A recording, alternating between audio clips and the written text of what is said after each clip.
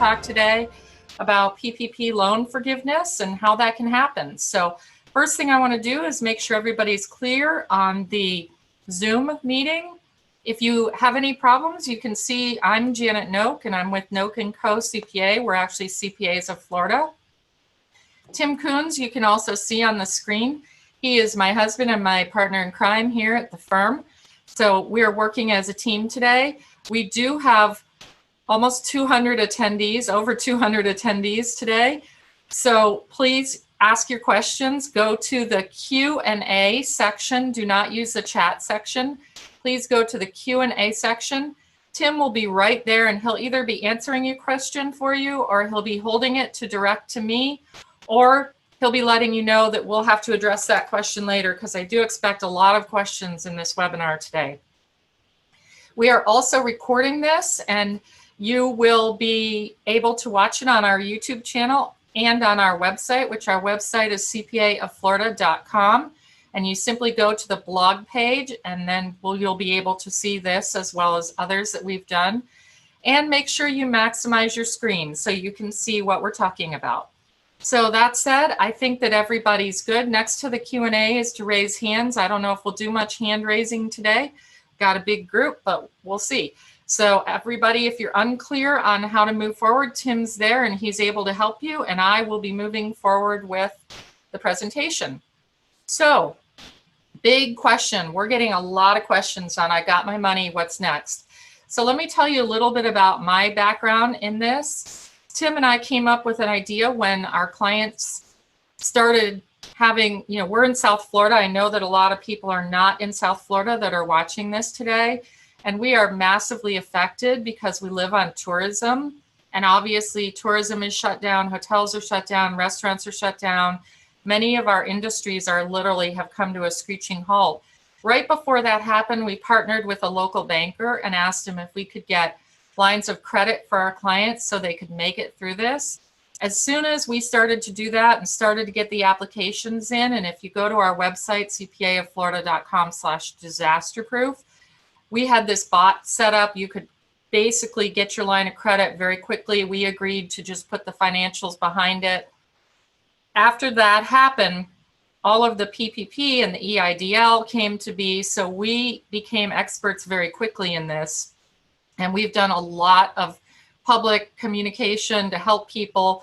And if you are unclear on what's available, if you just go to, once again, cpaofflorida.com, then you go to the blog page. There are other webinars on the EIDL, the limits, all of the information on what public aid is available. This one is strictly focusing on PPP loan forgiveness. So I got my money. What's next? So the interesting thing is that every borrower seems to think this loan is going to be forgiven, and it just may not be that simple. So if we think about it, forgiveness is free money, but unforgiven funds equal repayment. So you have to keep in mind that we're talking about the PPP, which is the Payroll Protection Program specifically today. And this is not a small business protection program. It is a payroll protection program. So it's going to focus on payroll, and it's all going to be around payroll. So first question, is it a loan or a grant? So when you sign the promissory note for this, which you do have to sign in order to get funded, you are actually signing a loan document. And we've had a lot of questions around this. The loan states that it is a 1% fixed interest rate. Now this is where it gets interesting because they state 24-month term with interest and principal. So 24 months, if you take, you get 2.5 months of payroll, and we'll get into the details in a minute, divided by 24 months means you could have some large payments if you don't do this right. So it is 1% fixed rate, 24-month term with interest and principal deferred. Interest is accruing until it is paid in full. There is a late fee if a payment is more than 10 days late of 5% of the unpaid portion of the payment. There is also no prepayment penalty, but there are default provisions that you signed when you got this. So the highlights of the default, which are interesting, is if you fail to pay your taxes when due, taxes of any sort, payroll taxes, company, any taxes due as a company, you can no longer have this forgiven. So it's very important that you stay current on your taxes until you have this forgiveness. If the company that got the PPP becomes the subject of a bankruptcy, it is no longer subject to be forgiven. Now, it might go into the bankruptcy. However, if you become the subject of a bankruptcy, it cannot be forgiven. And if the business ownership structure changes without the lender's written approval, you might not get this loan forgiven. So if you're looking at bringing in new partners, selling the business, you might want to get this all done before you actually, you might want to get this forgiveness before you move forward with doing that. Because if you default, the lenders can require immediate payment in full. So if you change your business ownership structure, the lender has the right to come to you and ask for immediate payment in full. They also have the right to file suit and obtain a judgment against you or the company. So very important that you don't do one of these triggers. Now, there are more triggers. I didn't go through them all. These are the ones that I think are kind of gotchas. So definitely you want to pay your taxes when due, not file bankruptcy, and not change your business ownership structure until you are through this PPP loan forgiveness. So what does that look like? So first thing we're going to start with is basics of the PPP. How was the original funding calculated?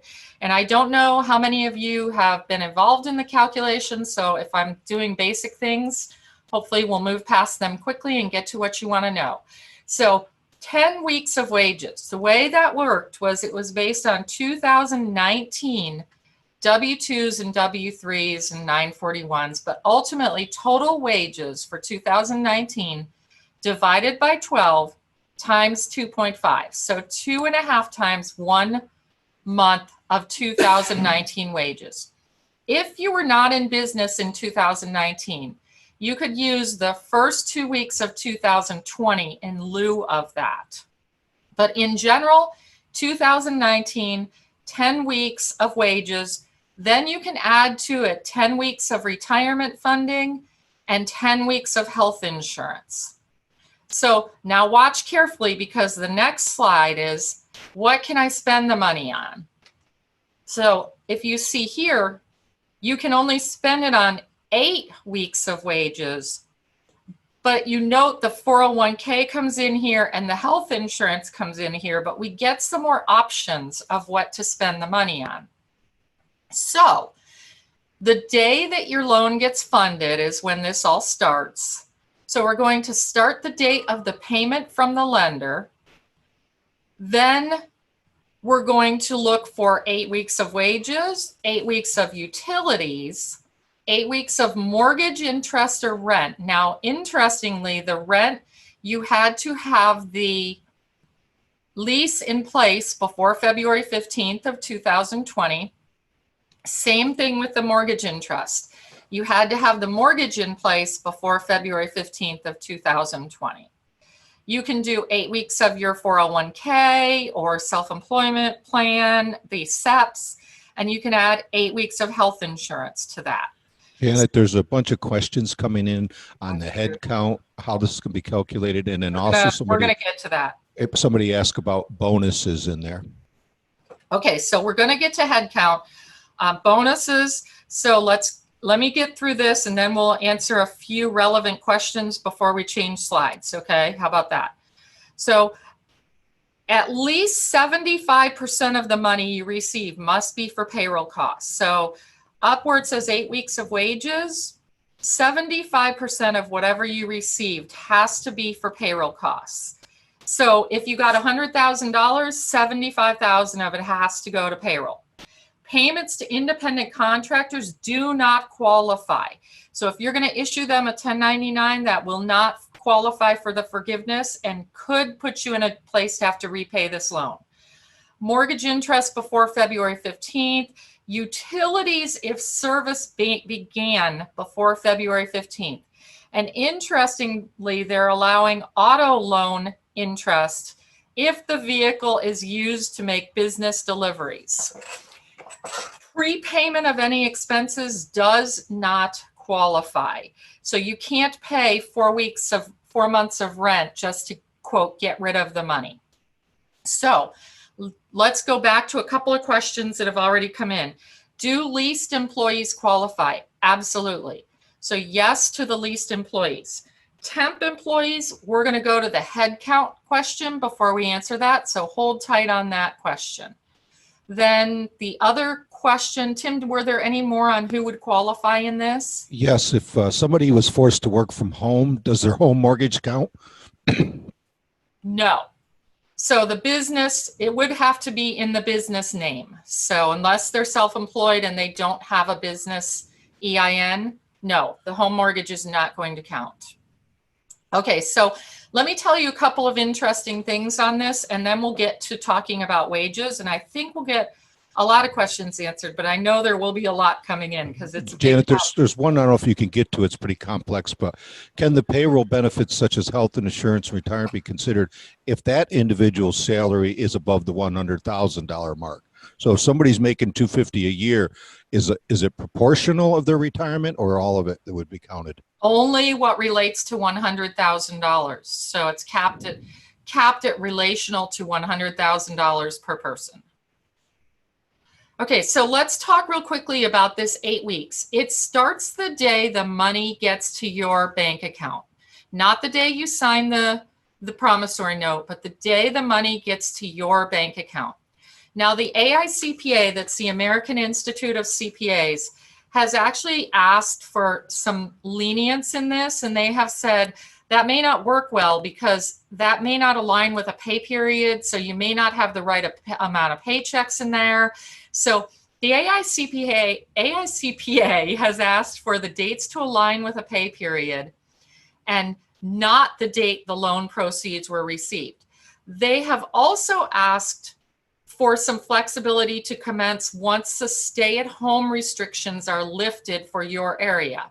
However, neither of those have been implemented as of today. So keep watching for our webinars. If that changes, we will definitely do something and update you. But today, it is 8 weeks from the day of funding. So let's get into some more details. Okay. So let's talk about wages. So here's one of the catches on wages. You have to maintain 75% of someone's total salary who worked for you before. So you can't just take everybody and put them on real low wages to make this happen. There is a cap of $100,000 per employee, and amounts exceeding $100,000 do not qualify for forgiveness. Yes, you can pay bonuses during this point. So as long as it doesn't kick someone over 100 grand, which you can do that, it just may not qualify for the forgiveness. So for the 8 weeks of time, each employee must receive at least 75% of the pay they received the most recent quarter worked. So if you have an employee who worked for you January, February, March, the 8 weeks after that, their payroll must be equivalent to 75% of what they would have earned in 8 weeks the first quarter of the year. That's a little tricky. So you're only using a 2-month period to come up with a 3-month benchmark. So 75% equivalent of the first quarter's average wages for the 8-week period immediately following funding. If you're tricked on that, just send a question over. We'll make sure to answer it. For the 8 weeks, each employee must receive 75% of their pay. Owner's draw is not wages, very important. So if you have an S corporation and you want to pay yourself, you need to make it wages. You cannot make it owner's draw. That will not qualify for forgiveness.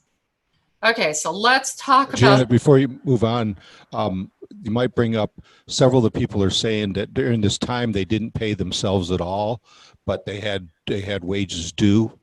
Historically, they would have paid themselves, but for the last couple of months, they held back on it, trying to conserve cash. How would that play into it? So what's gonna happen is you might kick yourself over the $100,000 per employee if you pay it all in 8 weeks, because effectively it's going to be 8 weeks factored as if it were the whole year. So yes, you can pay some catch-up wages in there. Just keep in mind that $100,000 per year divided by week is going to be about $2,000 per week. So if you exceed that $2,000 per week, that piece will not qualify for forgiveness. So very important on that. You can't pass the $100,000 average weekly amount and get that forgiven. Is that clear, Tim? I think it does, yes. Okay, so now the question is, this is where we were talking about numbers of people. That's all going to be based on full-time employees. So this is where it might get a little bit tricky. So in addition to having, it's not an or, it's an and. So you must pay 75% out in wages, and you must retain your employees. So we're going to go through this calculation, and I'm going to take some time with you so you understand it. And then I'm sure we're going to have some more questions on this. So first of all, we understand we have to pay 75% of the amount of money received in the PPP as wages. Then the other 25% can be spent on those other qualifying things, the mortgage interest, the health insurance, the retirement, etc. But there is an and. You have to meet the employee retention requirements. So first question is, what is an FTE? So that is a full-time employee. So that is the hours worked by one employee on a full-time basis. So there are 2,080 hours per year for one full-time employee. So if you actually add together hours, several part-time employees would converge to be one full-time employee. So you're actually going to have to figure out how many hours were worked. So if we go to the slide, there are two ways you can calculate. So first, let's look at the denominator. Let's look at the bottom. Average number of full-time employees, February 15th of 19 through June 30th of 19. So that means you would take all of the hours that you paid people to work, add them up and divide them by 2,080 hours per year. So you'd get some number of average full-time employees. Then for the other piece of the equation, you need the average number of full-time employees for the 8 weeks following your initial loan disbursements. So if your number of full-time employees went down more than 25%, you are going to have a proportion of this loan that must be repaid, regardless of whether you spent 100% of the money on wages.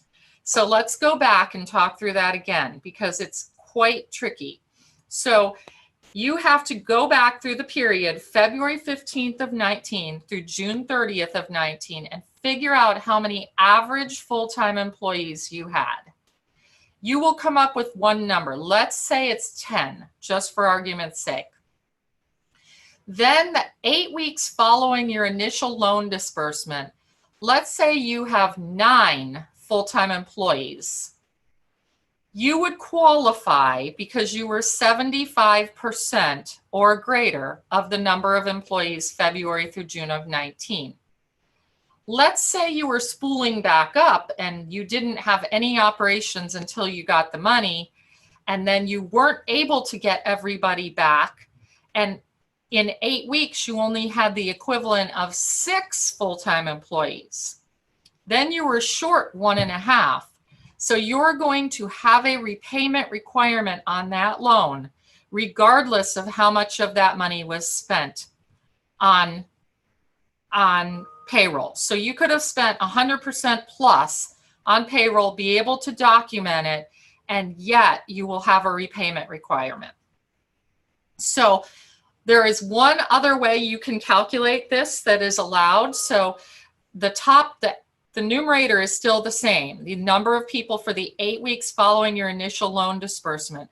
But you're allowed to use the period January 1 of 20 to February 29 of 20. Then you can substitute that for the average number of full-time employees, February 15th of 19 through June 30th. So let's see if we have some questions on this, Tim. One thing I do want to point out is I know that we have quite a few of our clients listening, and we have helped our clients with a lot of these, and we have actually got over 99% of ours actually funded that we helped people with. And those people that we helped, we are going to do all of these calculations for you. So we are going to calendar your 8 weeks, and you will hear from us to make sure that this is all handled. So those of you that are on our disaster proofing program, we are on top of this for you. It's everybody else that I'm thinking might have questions. So Tim, do you have any questions? Oh, well, there's about 31 so far. Okay. I've been able to answer about 16 of them. So I think what's coming out of this is we're going to have to do a couple white papers and really nail these questions. So I'm telling everybody to pay attention to the website. But most of the questions in general are wrapped around the fringes, like 1099s. Okay, I'm coming to that. And some other stuff about wages, the taxes to them, back wages. Okay. So Okay. they're all over. It's going to be hard. We're not going to be able to get all these answered because some of them are a little obscure. But I think we just got a bunch more work to Okay. do. So let's keep going then. So I'm going to go to the next slide, which is what if I'm self-employed? Because it's easy to know what to do if you are the employer and you're paying a W-2 or you're using a leasing company. Those are very simple answers. The numbers are the numbers. Whatever you paid, you paid. So if you are self-employed, these PPP funds can be used to replace 8 weeks of 2019 profit. So in 2020, they're saying, great, you're a realtor and you didn't sell any houses for 8 weeks. Therefore, that will qualify. You do not need to have payroll records. You are just as being self-employed, 100% you get that 8 weeks covered. But remember, again, you're still in the bucket of where you have 10 weeks funded, 8 weeks forgiven. So in most of those cases where you're self-employed, you are working from home, your home is your office, or you have an office that you pay rent on or mortgage interest on. So same answers, mortgage interest, rent, or utilities can be claimed for forgiveness, but here's the only gotcha on those. They have to have been claimed on your 2019 Schedule C of your 1040. So that means you either had to have an office that you paid expenses on, or you had to have a home office that the expenses were on as a home office expense for 2019. So this might mean if you haven't filed 2019 yet, you might want to take a look and make sure that you actually will get all of that forgiven. Any questions around the self-employed, Tim? Yes, you can fund your SEP with it, which is your self-employed pension program. Yes, you can use it for replacing lost income. Then once you pay yourself the money for lost income, you can spend it on whatever you want.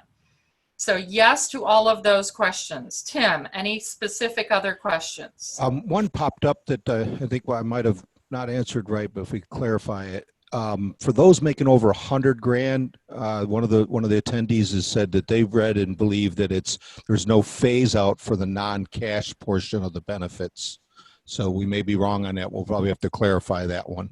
I'll clarify that. I'll send it out to everybody who's attending. I'll clarify that. Yeah, you might want to note that this is such a fast-moving target, and we're doing all we can. But like in all tax laws, sometimes they change.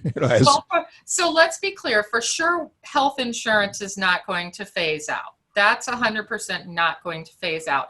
The thing that I think may phase out, and I will get clarity on it and send it out, is the 401k related to the piece over 100,000, but I don't know the answer to that off the top of my head, so I will find that out. And there's still a lot of questions popping up about 1099 employees, and I Okay. think there's a lot of misinformation out there. And Tim, can you read me one of those? no 1099 employees, right? No 1099 employees will qualify to help you get this forgiven. So if you received a PPP, you cannot spend that money on 1099s if you are planning to ask for forgiveness. Now, let's be clear, those 1099 employees can go get their own PPP. So they get a self-employed PPP, and they can get 2.5 months of their 2019 profit. And if they haven't done that yet, that would be a great person to have reach out to us, because we can help them with that. So definitely there is a provision for them to get 2.5 months, but you can't spend your money on 1099 employees. What about if you have variable salaried employees, can you increase it during this period, or what's going to be the check and balance of that? So it's all going to, remember, there were two tests, 75% of wages and the employee retention requirement. So yes, you can pay a bonus. You can pay the payroll that would be higher to one employee, but you've got to meet the employee retention requirement. So what you can't do is you can't go out there and you can't just give one person a lot more salary to make all the numbers work. That's where the piece of the employee retention comes in. What about if I own an S corporation? I have one other employee, but pay myself a small salary in the under the auspices of subchapter S is not always clear. Can I increase my salary to get to the 75% wages? Yes, you can. Absolutely. They want you to take it as payroll, not as a draw. Any other questions on this right now, Tim? Well, there's about 58 now, but I'll try to get them on the next slide. So what I'm going to do is I'm going to keep going forward, and then at the end, I'll just go through as many questions as we can to get them answered. Okay? So can I get the EIDL, the PPP, and tax credits? So we're getting a lot of people now that are saying, oh my gosh, I got the PPP, and a week later, I got 1,000, 2,000, 5,000, 10,000 deposited into my bank account. So the answer is, if you would have received the EIDL before you applied for the PPP, I know these are all acronyms, but you would not have been able to get the extra, the EIDL money 2 times. So they would have reduced your PPP by that. So ultimately, if you have received the PPP and then you receive the EIDL, you need to know that will likely need to be repaid. So please, if you get both of those, that even though you hear that the EIDL is a grant and the PPP is a grant, you cannot double dip on those. So you've got them, you're fine, you're not in trouble for getting both of them, but they're going to ask for the amount of the EIDL back. The other question is tax credits, because there are some great tax credits for payroll taxes, and you cannot double dip on those either. So basically, the PPP was the best option out there. And if you got that, you're not going to qualify for the EIDL or the payroll tax credits. So if you're getting those, you're going to end up having to repay them. So just hold that money aside. They will come back to you. They know how to find you. They put it in your bank account. They know how to get it back. So just relax on that one. But the total amount eligible for forgiveness will be capped by the PPP amount. So hopefully that's clear. Okay, so big question. How do I apply for forgiveness? You got your loan through your lender. Your forgiveness will be through your lender.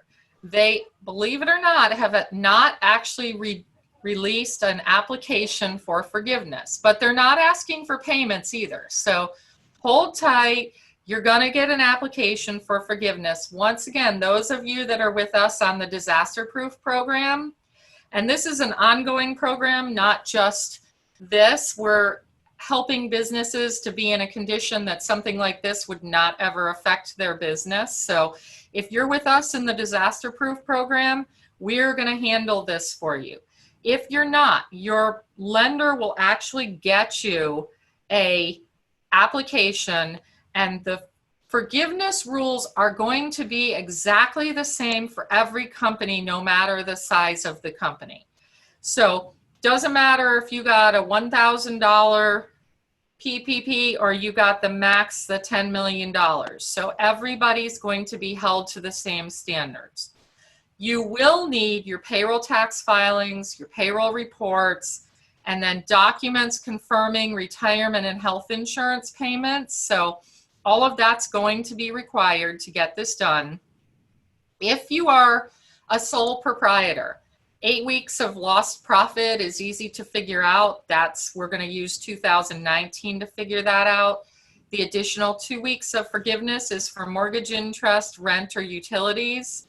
And what we're going to do, and watch our website, we're going to put together a tool that you can use to track how much you have ready for forgiveness and whether you're making those two tests. So the test of the wages and the test of the employee retention. So if you are interested, watch our website. We will have that tool coming out. If you're not a member of our disaster proofing client base, then we will charge a small fee for that. If you'd like to come on to our disaster proofing program, we certainly are welcoming the next wave of people that want their business to be in good shape moving forward. So we're open for that. And we are going to have a PPP forgiveness maximizer tool, which will be on our website. Now, one thing people have asked me is, do I need to seek forgiveness? And the answer is no, you don't. You can just say, I'll take that money, I won't meet the tests, I'm not even going to fill out the application, and I'll just take it as a 2-year, 1% loan. I'll pay it off in 2 years, and I'm good with that. So no, you do not need to seek forgiveness if you don't want to. So that's a question we are getting occasionally. I don't know why you wouldn't want to seek forgiveness, because you got this because you had employees or you had lost income. So I would think you would want to have it forgiven, but if you should choose not to, you don't have to. Okay. And there's a question on if you got both of them, can you both use them for the same thing? And I think what they're asking is can you compound them, which I believe is no. You might want to clarify how those two tie. Sure. So if you got the EIDL and you got the PPP, the max that will be forgiven, turned into a grant, is the amount of the PPP. So ultimately, and I don't know what mechanism they're going to use, you will owe back that EIDL. They will not both be forgiven. So no, you can spend it because they'll just put you on a payment program to repay it. But you cannot have more than one of them forgiven. So in 99% of the cases, it's going to be the PPP. However, if you got less than 10,000 in the PPP and you got 10,000 in the EIDL, the 10,000 would qualify for forgiveness. So there are a few cases where that might make sense. Here's a good one that popped up, Janet. What if somebody is in a very small company and they're only paying their taxes and other government fees once a year or at a smaller rate, or at a bigger times period? Should they pay it in period of the 8 weeks? Absolutely. Go to irs.gov, go to pay my taxes, and pay it on there. You can put your EIN, you can put that it applies to 2020 payroll taxes, but you absolutely need to show it was paid in that 8 weeks. Okay. God, there's so many questions. Hold on, let's get through this next slide, and then I'm just going to address questions. So I want to make sure everybody gets this information, and then I plan time for questions. So interesting questions on this one. So some of it's still to be determined. So there is no 1099-C that will be issued for the debt forgiveness. So if you successfully apply, to have the debt forgiven. And in the past, you would have received a 1099-C for cancellation of debt. There will be no 1099-C issued. It is not taxable income to you. But there is a catch, like everything else. There is a recently issued IRS notice. It's IRS Notice 2020-32 for those of you that care. And it states that there will be no deductions for the amount paid with the PPP funds. So what does that mean? That means if you paid payroll with the PPP funds, you can't deduct that payroll on your company tax return. So in effect, you will have more taxable income because your expenses got covered. So that's kind of a gotcha. However, that's an IRS notice. And a notice is simply a public pronouncement to provide guidance. So the IRS says you can't get a double tax benefit, which is what they're claiming this is. You got the money as income, and you don't have to pay tax on it, and you get to write off expenses. So they're claiming that's a double tax benefit. The Congress has said, no, no, no, that's not what we intended. The Ways and Means Committee Chair, Richard Neal, states, in quotes, "We are planning to fix this in the next response legislation." So currently, expenses paid with the debt that's going to be forgiven, I won't say are not deductible, because a lot of CPAs and a lot of large groups are saying, no, they're not saying you can't do it. It's simply a public pronouncement to provide guidance, and that a business expense is a business expense, and you can't tell me I don't have the authority to write that off, because there are no changes to the tax law saying that a business expense is anything but deductible. So the notice and tax law are contradicting each other right now as to whether you will be able to write off the expenses that are paid with this money. Now, keep in mind, Congress is currently working on a solution to this. So this is definitely something that may change. The IRS says it's a double tax benefit. The CARES Act, the Coronavirus Relief Act, does not say one way or another which it will be. So there's a fix coming, hopefully, because if you got the wages, that was because you needed 2.5 months of payroll. It wasn't because they were just giving you money. So this is a to be determined answer, but today's answer is that according to IRS Notice 2020, if you agree with it and if you adopt it, the expenses will not be deductible. If you don't agree with it, you would have to have a position that you don't agree with it, and that you would just go against that notice. And you can go against a notice if you have a strong enough reason for the way you did it. So summary, no 1099-C will be issued for the debt forgiveness. It is not taxable income. Currently, no deductions for the taxes paid or the amounts paid with the PPP. If you agree, if you disagree, then you'd have to take a stance on it. And hopefully the Ways and Means Committee Chair is going to lead the fight to say, we are planning to fix this in the next response legislation. So that brings me to some time for questions. So Tim, I'm going to stop sharing my screen, and we will, maybe I won't. Let me see if I can do this. Okay, so. Okay, Janet, we are currently at 75 open questions and 21 that I've answered. So unless we plan on spending the rest of the day and into tomorrow, we probably won't get to them all. So let's just go through some of them, Tim. Yeah, I think we're going to have to definitely do some white papers, and be assured, everybody, we will answer every question. Okay, so let's just go down the questions. Let's try to get a bunch of them answered. So. Okay, I'm going to start at the bottom and work up. Hopefully we answered some of them throughout it. See, if I made a payment to a contractor, now I still have to, can I use PPP, or should I convert them to a W-2?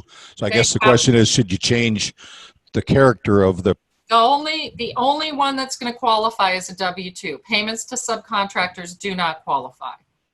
Next question. I believe the lender has 10 days from approval of the fund. That's true. That's true. So don't be. In most of the cases we've seen, they fund within the same day, at most 24 hours. So yes, it's been very quick on the funding. You might want to bring up, Janet, that once you get that letter from the bank, the SBA has already put the money in their escrow account. So it's your money. It's not going to go away. If you get a loan approval where you are ready to DocuSign or sign those documents, then you will absolutely get the money. So 100% you will get the money. And I do want to mention before everybody drops off, I know we're going to keep doing questions, but we are CPAs of Florida. We've done a great job on corralling all this information. We have lots of other webinars on the specific loans. We are also recruiting. If anybody out there knows a great CPA that's looking for a great place to work, this would be somewhere if you want to reach out, we'd love to chat with you, because I saw there are a bunch of CPAs on this webinar today. So we'd love to chat with you. We're fairly progressive and try to be way ahead of the game. And we have worked with a lot of clients who said their CPAs were not on top of this. So I am happy to talk to anybody who's looking for an opportunity.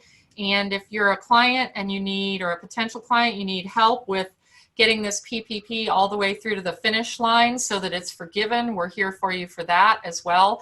So just reach out to us and we can definitely be engaged to help with that.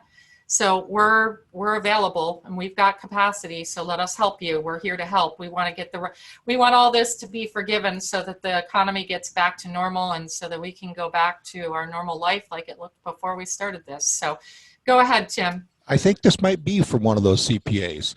Won't it be a wash for the income and expenses? Schedule M1 will have income on the books, not a return, and also have expenses on the book, not on the return. They should be the same amount? So that's the guidance we're waiting on at this moment. That's the exact guidance we're waiting on. What they're actually stating, if you go to that notice, is that they will not offset and they will not be equal. So you will end up being taxed on effectively the amount you got forgiven. So hopefully we're going to get some better guidance on that coming up. I'm reading on the IRS website 30 hours per week or 130 hours per month. So I need to review the hours for 215 to 630 to look at FTEs, question mark? Yes, so you need to review the hours for February. So what I would suggest is you actually just take out your last year's payroll, February 15th through June 30th, just how many hours a week did each person work? How many do you have that are full-time, that are 40 hours a week? And it's really those part-time ones that are going to be a gotcha. And then you add them up and then you do the same for the 8 weeks after your PPP was funded. And that's how you do the calculations. So no matter whether you look at it as a 30-hour full-time week or a 40-hour or however you look at it, you're going to come out to the same answer if you use the same calculation for both calculations. In order to qualify as forgiven payroll costs, do they have to be both incurred and paid during the 8-week time frame or just paid? Just paid right now, just paid. Is it best to set up a separate account for the PPP monies? So people have asked me this all the time. No, you don't need a separate account. Just add it into your operating account. Your substantiation will not have anything to do with it being in its own bank account. And honestly, if you put it all in your own one separate bank account and you only have to move half of it over because you didn't end up being as economically impacted as you thought you were, then you don't have to account to whether those exact dollars were spent or not. Can I go out and hire new employees? Sure, absolutely. That's what they want you to do. Can I jump in here, Tim, with one comment as well? I know that some of the people here are self-employed, and once the 8 weeks is up, you can even apply for unemployment. So there's the Pandemic Unemployment Compensation, PUC. So you can't do it during the time that you've been compensated for this. But when your 8 weeks is up after your funding, you would qualify for the pandemic unemployment insurance. And that is good through July 31st. So you could, in effect, if you're self-employed, you could somehow get amounts of something coming in through July 31st. There's another question that popped up. It sounds like it might be an attorney online here, but please address the necessity guidance and the May 7th deadline for returning the funds. Are you advising your clients to return the funds if they could have drawn funds from another source, like taking out a line of credit? Sure, absolutely. So and I was actually going to put a slide on that, but I decided I didn't want to practice law. So you're hearing my opinion. So I'm not a lawyer, and please don't listen to my guidance on this. I would recommend, if you have a question on that you do speak with a lawyer. But what they have said is you had to request the funds based on economic uncertainty, which I think that there's not a person in this world right now that's not facing economic uncertainty. So I think we all crossed that threshold. The question is whether you had the ability to get the funds from somewhere else. And I can tell you that in our client base and in our relationships, we have tried to get people funding since the beginning of this, and the banks have pulled back tremendously. They've canceled lines of credits. You had to get your money out of your line of credit quickly, or you had to re-up your line of credit. So there's a lot that goes into that statement.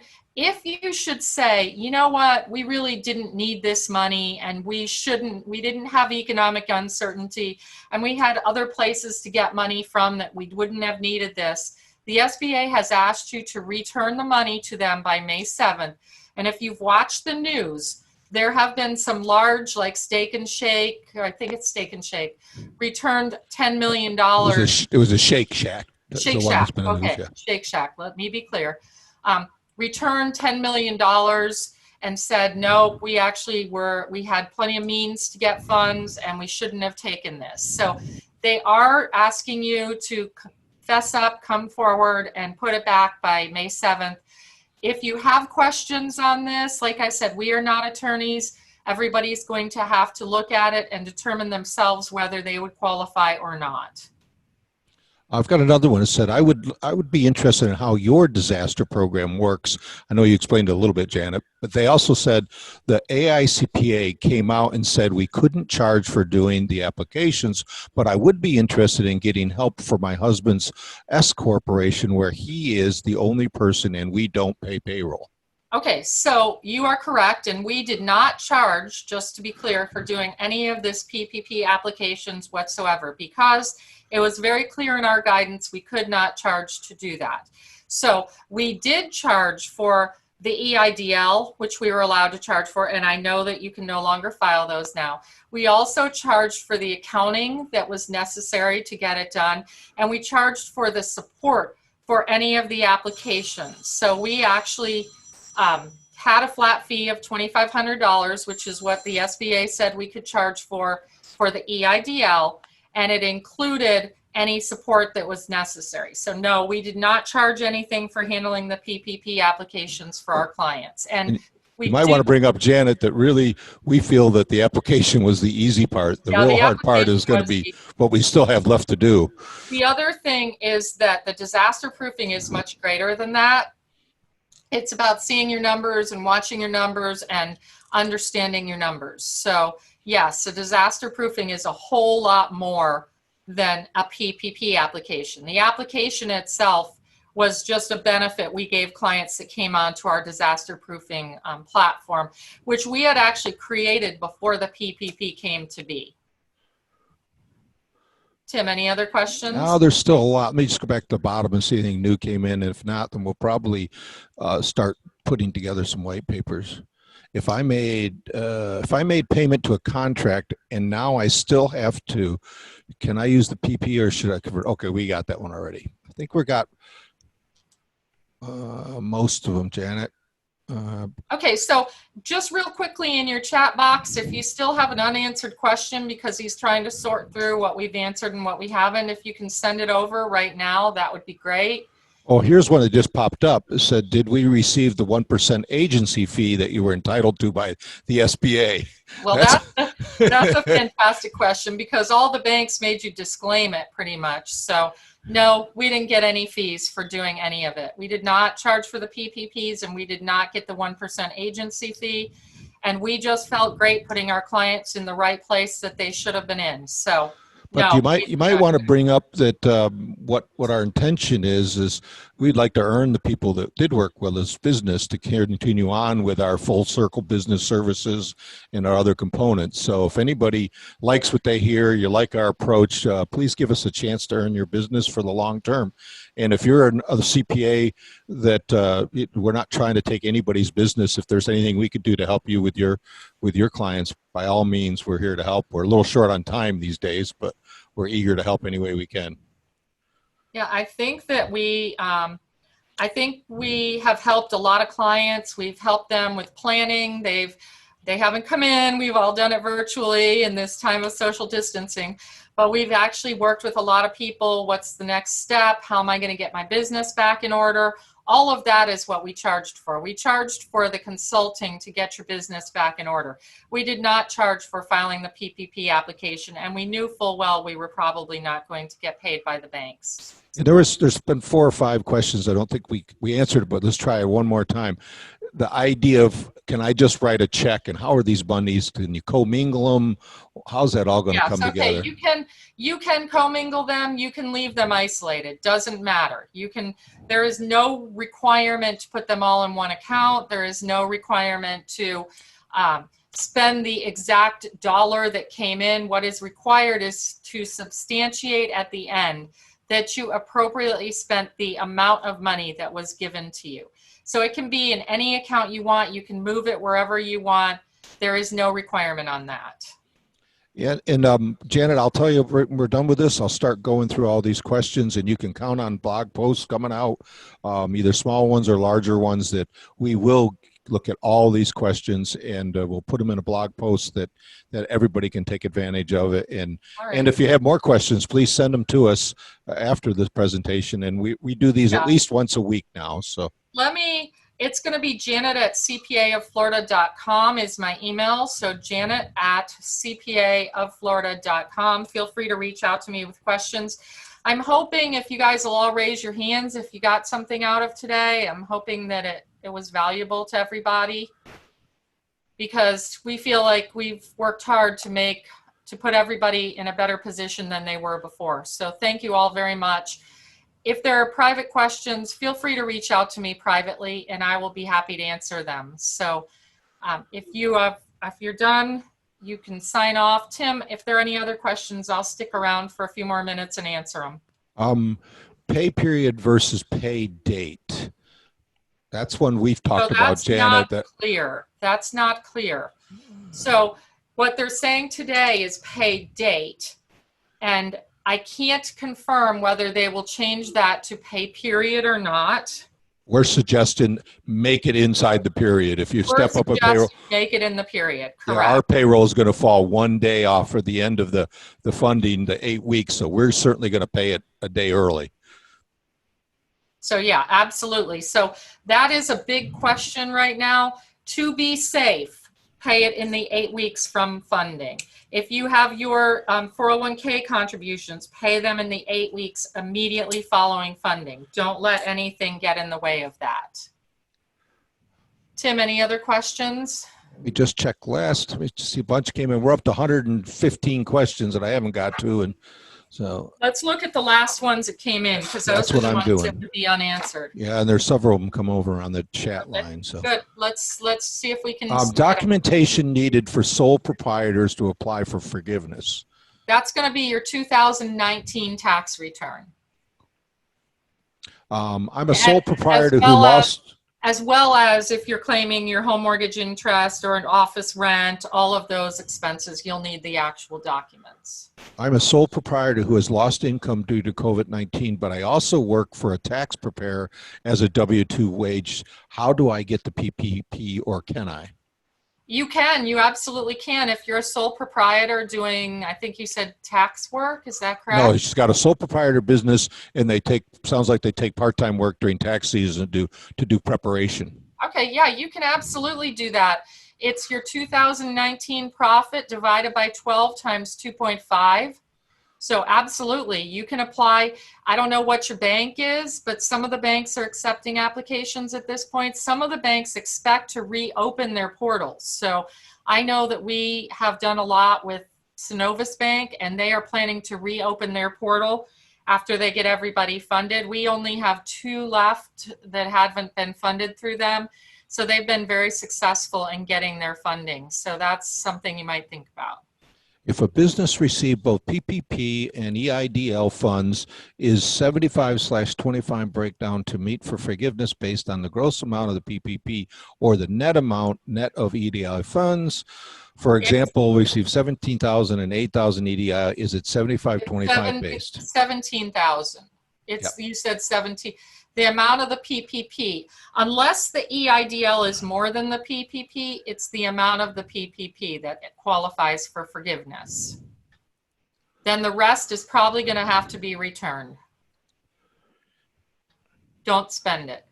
Tim, if that's it, I think that we're good. So let's. Great job, Janet. It was a lot of fun, and we got a lot more work to do now. Sounds great, everybody. Thank you for joining us today.